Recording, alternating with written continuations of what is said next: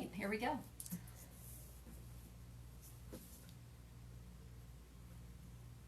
This is Amanda LaPlante, and you're listening to Get Real to Heal on KWRHLP 92.9 FM. With me today is Dacy Gillespie of Mindful Closet, and I'm excited to have you on the show today. Now, so this is interesting. Dacy reached out to me and sent a pitch in about a few different topics that might be of interest to my audience, and I read it and I thought, boy, I never would have thought to have a stylist on, but I absolutely loved it. So welcome to the show. I'm so happy to be here. Thanks for having me. Yeah, so your business, Mindful Closet, tell us a little bit about how you got into this. Well, that's a pretty interesting story, actually. I had another career before that, as many of us do, and I didn't come to this one until I was in my mid-30s. And it really was after a lot of soul searching and trying to find a situation that aligned kind of more with my personality and my temperament, and just with being healthy, to be perfectly honest, mentally healthy and physically healthy. So I was trained as a classical musician, so I performed classical music for a long time, but that as a career actually was not great for my temperament. I was really high stress. Lots of loud sounds. We talked before about how I'm an introvert and I'm also a highly sensitive person, so that level of stress and sounds and kind of all the interactions that happened during that were just really taking a toll on me and making me feel like I was kind of going through life always stressed out. So it really was a big shift for me to figure out what is something else that I could do that really aligned more with my personality. So let's double back a bit to, you mentioned being a highly sensitive person. So I haven't talked about that personality type on here, highly sensitive person, or that profile, I should say. So share a little bit about your experience. Sure. It's something that I didn't realize until I read the book Highly Sensitive Person by Elaine Aron. And then once I read that book, I just realized, oh my gosh, everything that I have kind of been frustrated with myself about throughout the course of my life makes sense. Like, it all falls into this archetype. So basically, a highly sensitive person takes in a lot more information from their surroundings than maybe someone else would. So even when we just met up today, Amanda, you said you kind of made an offhand comment about me being an empath, and that's definitely true. I take in people around me, their emotions, their moods. Definitely take in lots of loud sounds. If you're in a place that has a lot of activity, I get really overwhelmed. And again, these were all things that I just thought I needed to kind of push through and just deal with. And it just was such a relief once I figured out that, like, okay, that is a way of being, and it's an acceptable way of being, and you can kind of modify your lifestyle to fit around that. Yeah, I completely identify with that. I think there are 17 identified traits, if I remember correctly, from training at the Institute for Integrative Nutrition. We talked about this a lot. And I fit like 15 of the 17. And I had no idea that this was a thing. And it really changed my life and changed my mindset about myself as a person, the way I interacted in the world, all of the things that you basically just said. So what are some of the coping skills that you use that work well for you with this personality type? Sure. Or archetype, I should say. Yeah, sure. Well, for one thing, I really realized how sensitive I was to sound. And you would think that I would have been aware of that, again, being a musician for 30 years, but it made me just really realize that I need to kind of protect myself from loud spaces, loud people sometimes, environments that have a lot of loud noises. I'll be honest, I take earplugs to a lot of places, a live show or a concert, or honestly, when I take my 5-year-old to the Magic House, I want to have earplugs in because it's just kind of sensory overload, and that's, again, what the highly sensitive, type gets a little stressed by, is kind of like just the sensory overload of sound.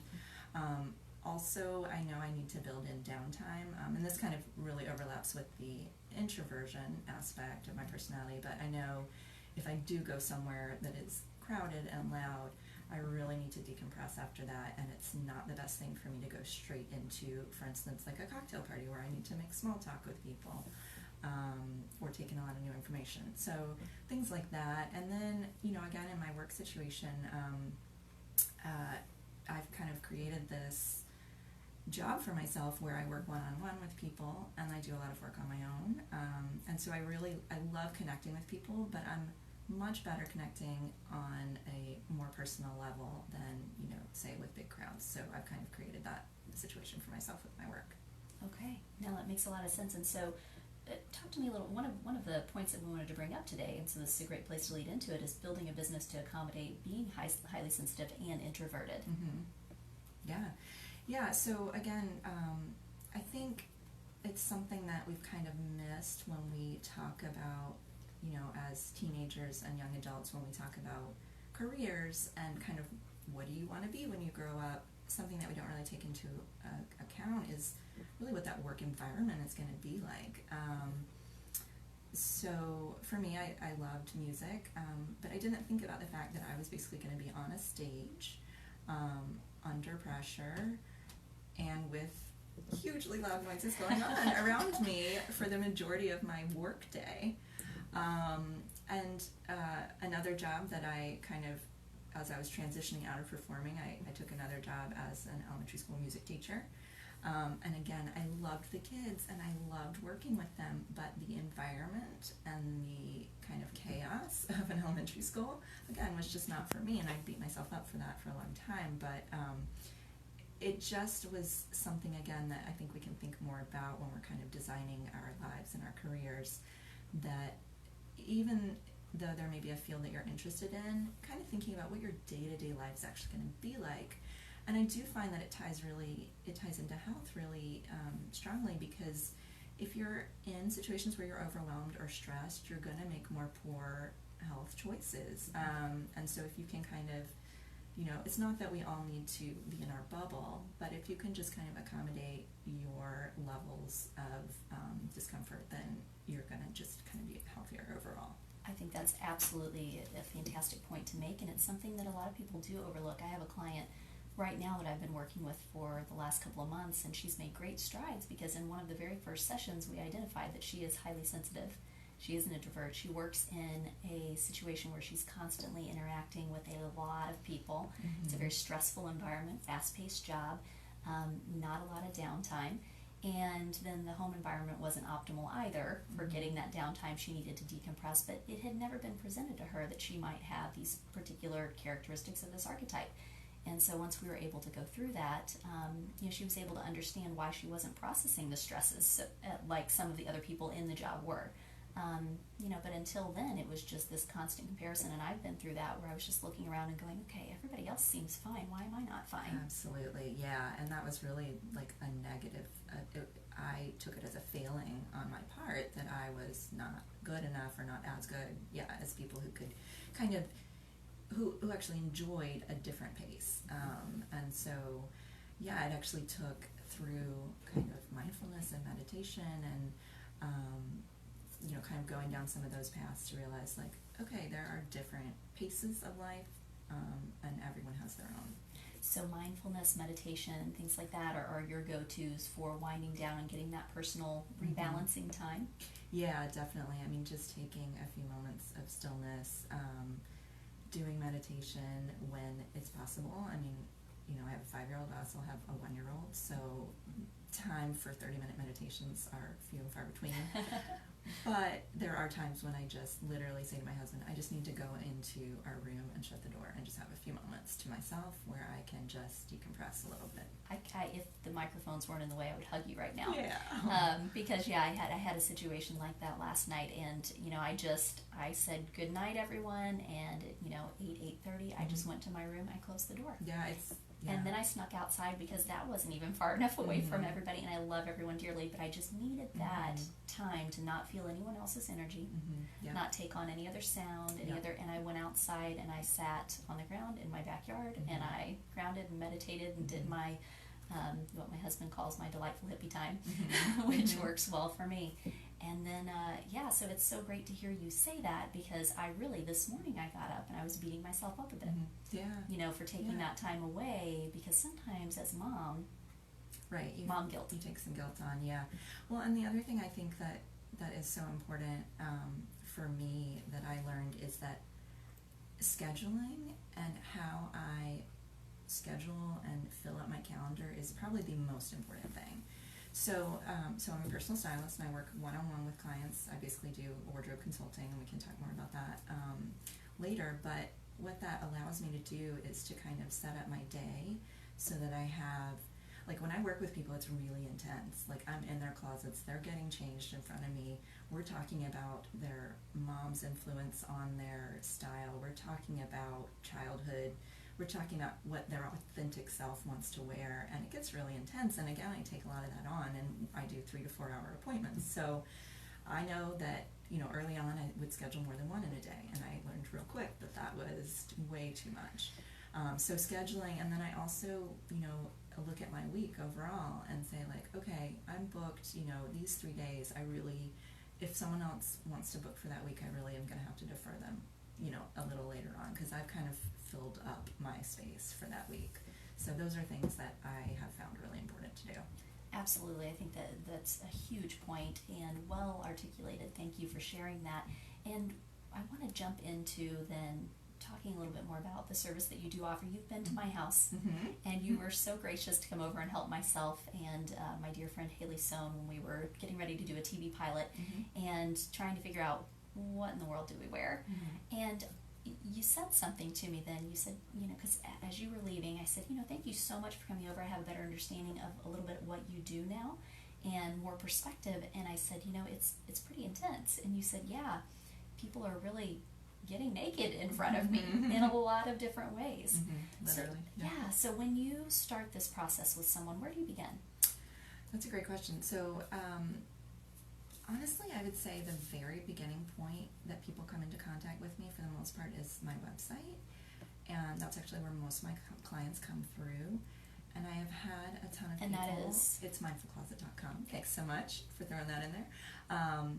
But I have so many people say that they just resonated with me just by seeing the website and the style and the aesthetics of that, and that makes me so happy because that was a really intentional thing, as I wanted my website to feel calm and spacious, and, you know, that I was going to help bring that to you in your wardrobe. And so that was my intention. So it makes me so happy when people say that. So that's the first point of contact. Then people get in touch.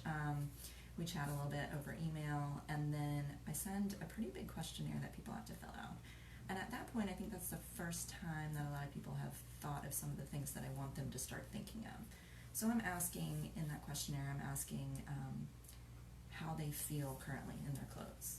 And I don't mean, you know, does it flatter your waist or not? I mean, really, like, how do you feel? Do you feel uncomfortable? Do you feel frustrated? Do you feel joyful? And again, that's something that people are like, I don't know, I've never thought about that. And then I ask how they want to feel. You know, do you want to feel confident? Do you want to feel empowered? You know, it could just go in any number of directions. I ask them kind of who are people that they look up to style-wise. I ask them to think about things that frustrate them about clothing. Things, again, this is something that they've never really thought of, but it helps me so much when they say, oh, you know what really frustrates me is when tops are sheer and I have to wear a camisole underneath it. That just really frustrates me. And I'm like, okay, that's great. All this information is really valuable for me. And then when I first meet clients, it's usually, like I said, that 3 to 4 hour first session. I call it Mindful Beginnings. And we spend a lot of that time just sitting and chatting because I really, really want to get to know people. Because my job is to help uncover kind of their true style, not what they've been told they should wear by their mothers or their grandmothers or their best friend or their husband or a magazine or an Instagram post. So I need to take that time to get to know them. So we sit and talk about what their life actually entails. Like, you know, okay, you want this certain kind of style, but what do you do in the minutes of your day? What are you actually doing, and what do you need your clothing to perform for you? So lots of stuff like that. And then, you know, talking about where they got messages about what they should be wearing, what kind of pressures they feel.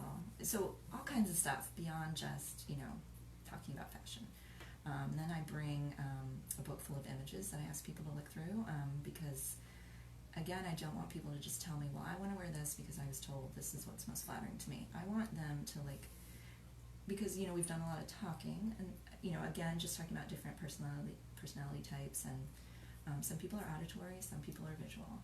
So some people can express to me what they want in words, and some people can't, and they just need to have a bunch of images presented to them and for them to point and say, yes, that, not that, this, not that. So we look at a lot of images, and that takes a while. I mean, not forever, but between 30 minutes to an hour, and then we jump into their closet, and then we basically just get going. I want to see what's working for them, so I always start by asking people, show me your 10 favorite pieces of clothing. Like, I want to know what you love and what you feel good in, because we're basically going to set a standard with those, and then we're going to go through the rest of your closet figuring out which other pieces can reach that standard, and if they don't, we really want to work towards a place where everything in your closet is working that hard. Yeah, absolutely. And okay, so what I think is great about that is, well, I'm going to tell you a little story about me.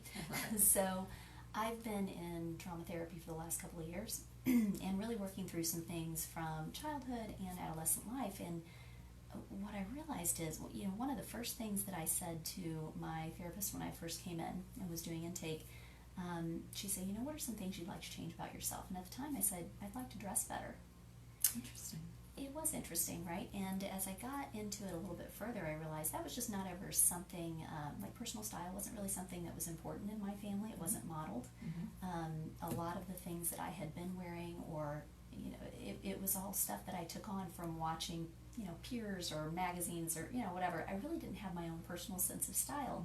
And I really also didn't have a great feel for who I was as a person, just because of past trauma and other things. And so as I've been going through this process to get to know myself better, and then also starting to learn to understand, what do I feel good in?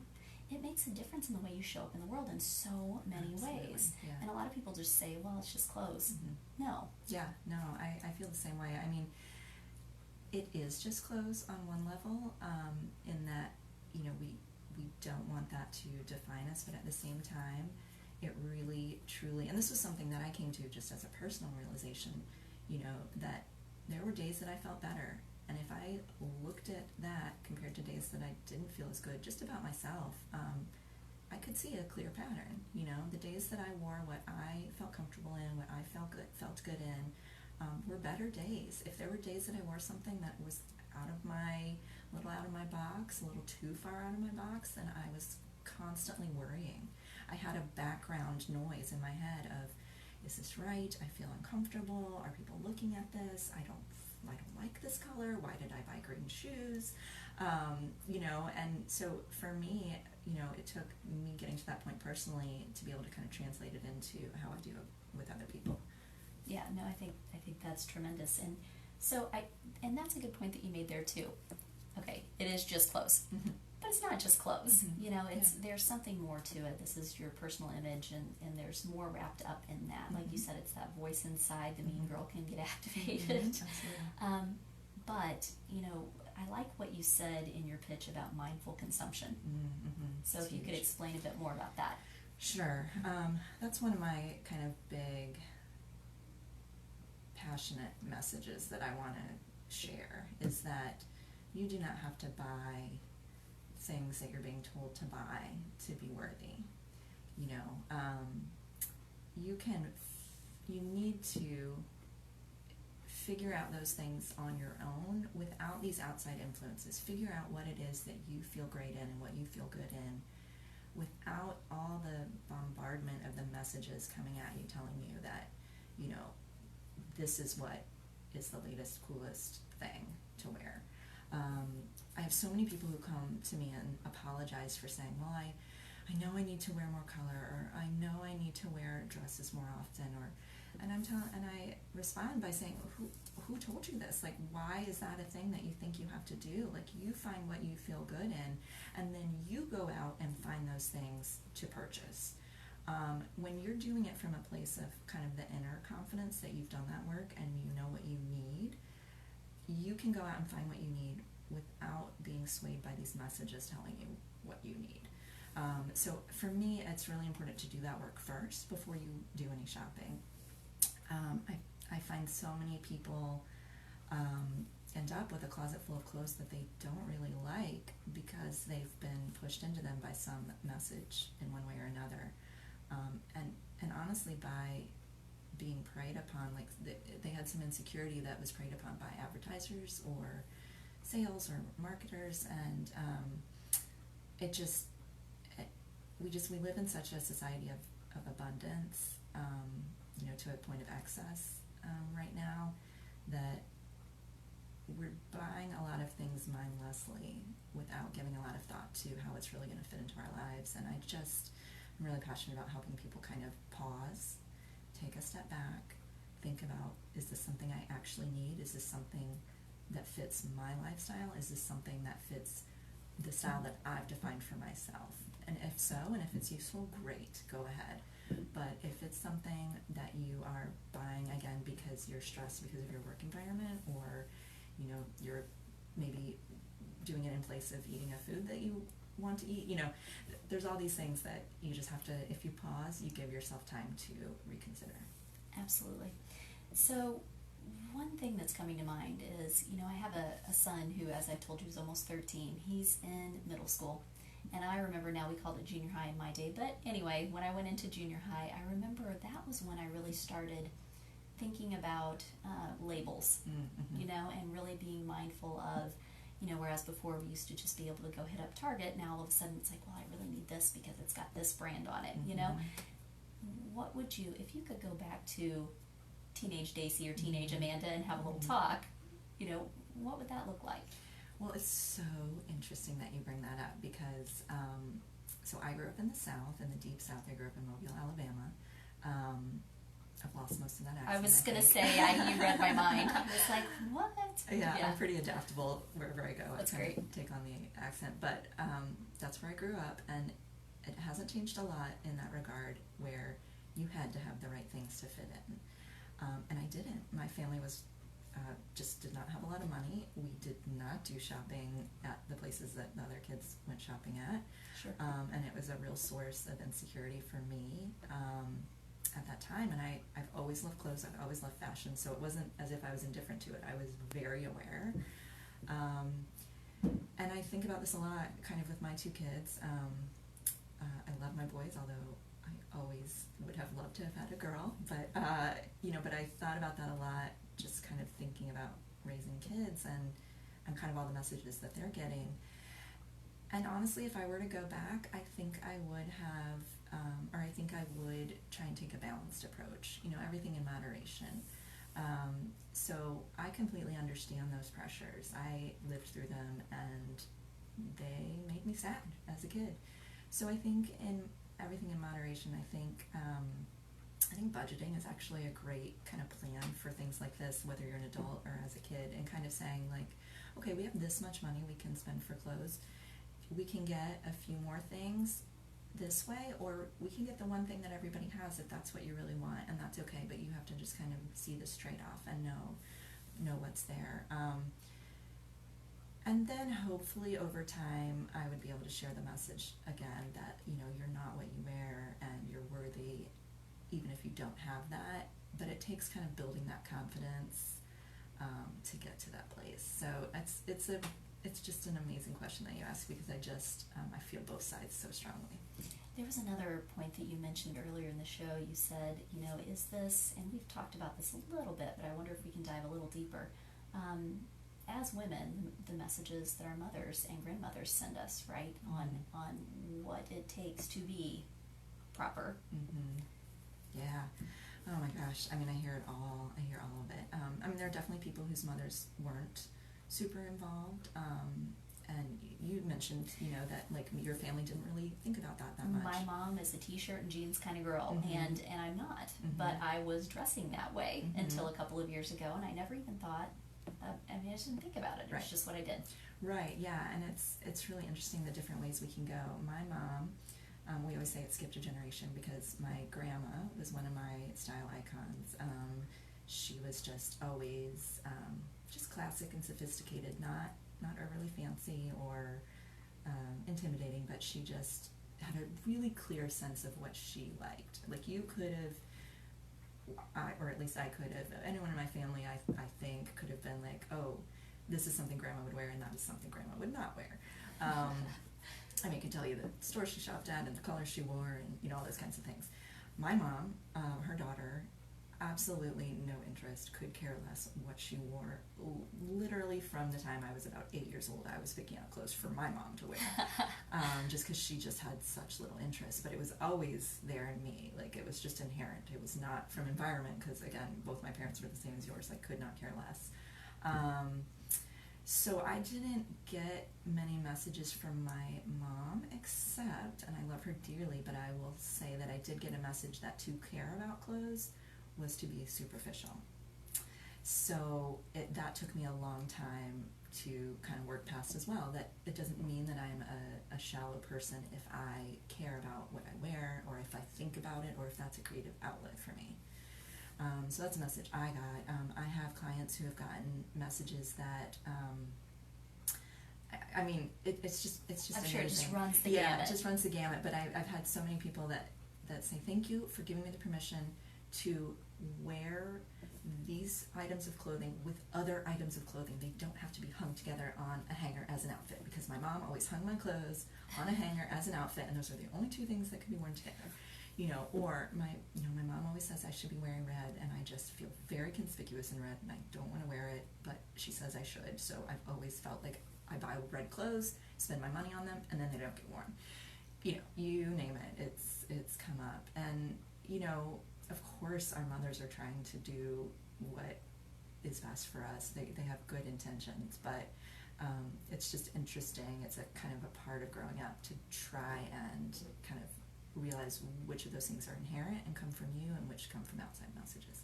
Yeah, no, I think that is incredible insight and advice, and something that it took me 36 years to realize. Yeah, absolutely. So, yeah. All right, well, let's talk a little bit about how people can get in touch with you, follow you. Sure, yeah. Well, my website is the best place to find me. It's mindfulcloset.com. I also love being on Instagram, although I have to measure myself in time spent. Pace yourself. Exactly. Same. On Instagram. So I'm on Instagram usually Mondays and Thursdays is my couple days that I'll post, and I'll respond to comments and messages and things, and I'm on Instagram at Mindful Closet as well. So those are a couple really good ways to get in touch. Well, and you know what? Thank you for sharing that too, because I will say, as someone who's very sensitive, it's very hard for me to get on social media and just stay on social media consistently, and I will burn myself out. Absolutely, same. Yep. Yeah, and I just, comparison is the thief of joy there, because I watch other people that I follow on social media, and it's like, man, they are just on every day, and they're posting this great content, they're totally engaged. Oh, yeah, me too, Amanda. It's so hard. Yeah. It's so hard. So that's my current solution for it. I struggle with it all the time. I my love current that. solution is a couple days a week, trying to limit it to that. Well, I have learned many things today. Thank you so much, Dacy Gillespie of Mindful Closet. Thanks for having me. It was so fun. It was a pleasure.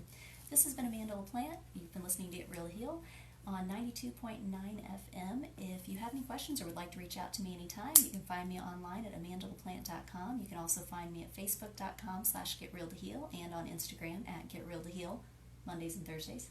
For this and other episodes, you can catch the video on facebook.com/getrealtoheal, or soundcloud.com/getrealtoheal has the audio files, and we have very much enjoyed having you today. Go out and make it a great day.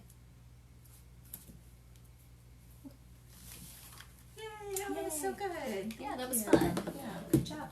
Yeah, it was such an interesting topic. I really never would have thought about it, but as I read your pitch, I thought yes to all of these things, because they're all things that I deal with and have been actively trying to work through over the last couple of years. That's so interesting. I didn't know that about you. Yeah. So that's really great. Yeah, good for you. Because I would have said also that when I came over to your house, like, I felt like your style was very clear and defined. So good job. Oh, thank you so much. Yeah. Yeah, it's been fun though, because now it's like I look in the mirror and I'm like, okay, that's me. This is me. Exactly. That's me. But it 36 years or so to get there. Yeah. So finally at age 39, I well, I mean, that's our journey, life, right? though, That's right? life, exactly. That's the whole thing. Yeah. If I hadn't obsessed over those things for my whole life, it would have taken me a lot longer too. And that's exactly where I get to with all my clients. They're all like, oh, it's like that's the starting point for them. Yeah. And so then it takes, I'm like, this is not going to be a one and done. Like, this is a process. Well, so. and I love that you have taken your personal passion, your personal story, and learned how to work with your strengths, and then are taking that out and helping people, and vulnerability is a superpower. Mm-hmm. In so many cases, it's it's just really awesome to see people doing the kind of work that you're doing, where they've turned that passion into something they can help by being vulnerable. You too. So, Absolutely. Awesome. Thanks All so right, much for well, having me. Yeah, absolutely. Thanks so much for watching, and definitely check out mindfulcloset.com and soundcloud.com/getrealtoheal for this and other episodes. Make it a great day.